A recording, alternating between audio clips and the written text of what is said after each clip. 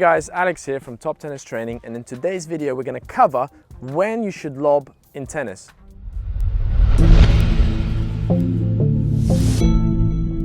So some of us know how difficult it is to play against a player that lobs well, but when should we use the lob?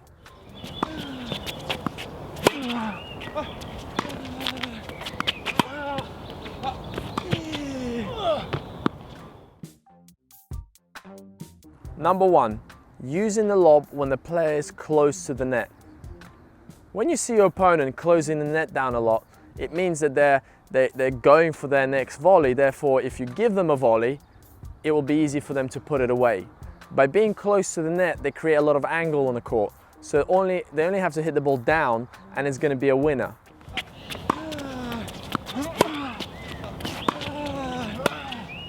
You don't want to give them the opportunity to hit that winner and to win the point with perhaps not a good volley.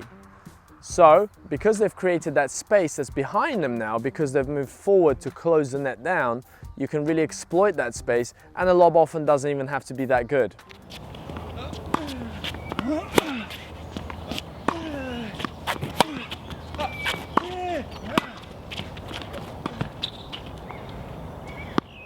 Often you'll wrong foot them, and even just by throwing that ball up, they won't be able to reach it.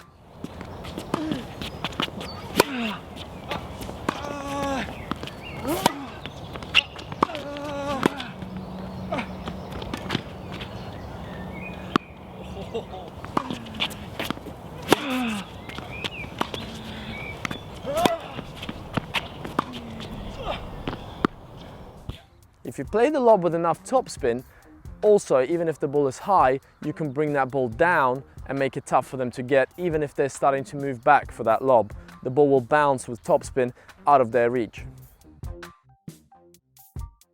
Opportunity number two, playing against a player who's slightly less agile or perhaps a shorter player.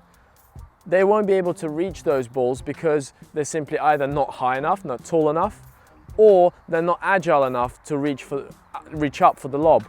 Often, to hit a good and effective smash, one, you need to have effective movement backwards, so you need to know the correct footwork patterns to move back for that ball. You also need to be able to jump off your back leg in order to reach that ball. And you also need to have a good smash technique. It's not trained that much because it doesn't happen as often as other shots in the match. And perhaps some players even neglect that shot. They end up not hitting that shot quite as well. So you can really use it to your advantage, especially in some doubles matches, just because players often don't even like hitting that ball out of the air.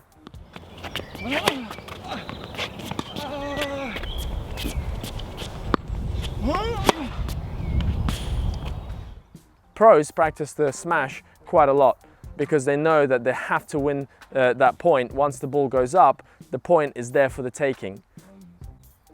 But against players who don't practice that smash as often, it can be a really effective weapon. Point number three, lobbing with the sun behind you.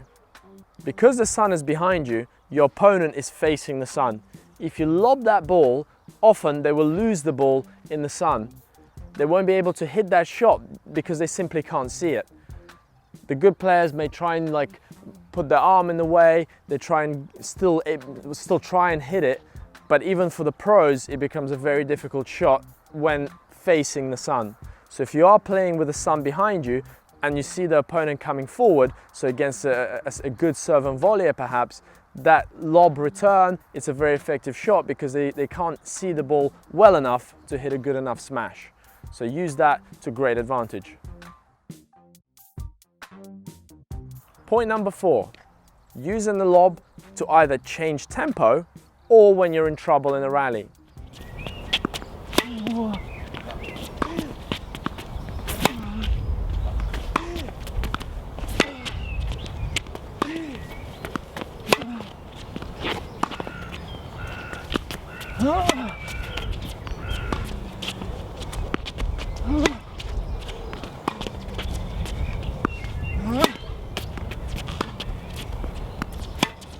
Ah, you're kidding me.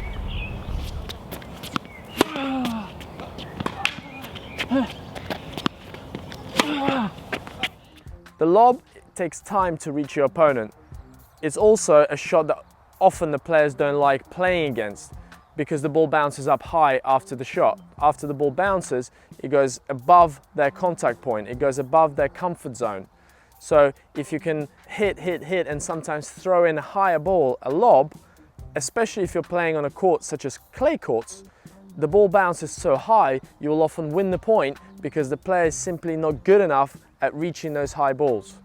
They would sometimes have to play a drive volley, taking that ball out of the air, or would have to move really far back to retreat even further behind the baseline in order to play that ball back.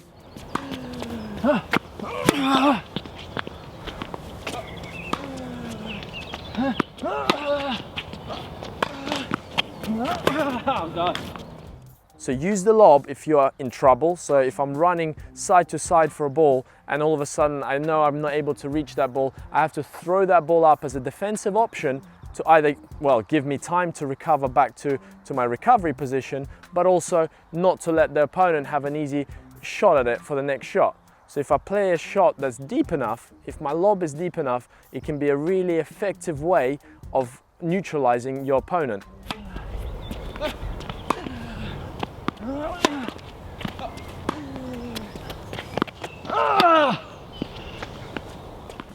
It can also be a great way to change tempo in a rally. So if your opponent is getting used to the way you're hitting, just simply putting up a slightly higher ball that bounces up higher may throw them off and force a mistake. Point number 5, using the lob into your opponent's backhand. A lot of players struggle with a higher ball on their backhand, especially those single-handers out there. Well, actually the two-handers too. It becomes a very difficult shot once you reach over the shoulder. For the single-hander, it's very difficult to cover the ball with that single hand. For the two-hander, it's tough to reach that ball because their left hand is closer to their body. It's very tough to reach out and hit a high ball with a two-hander.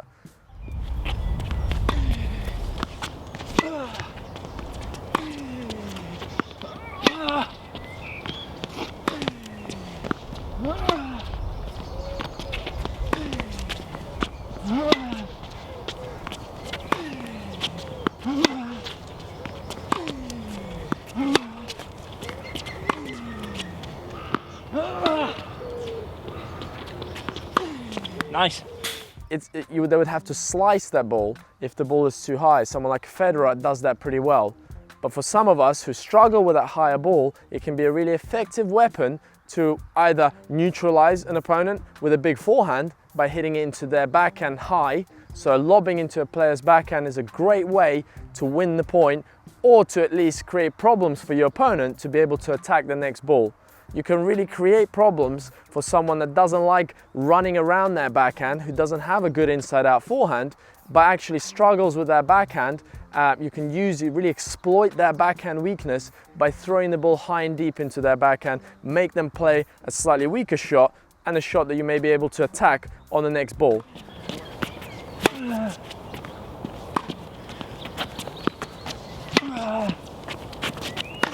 Yep.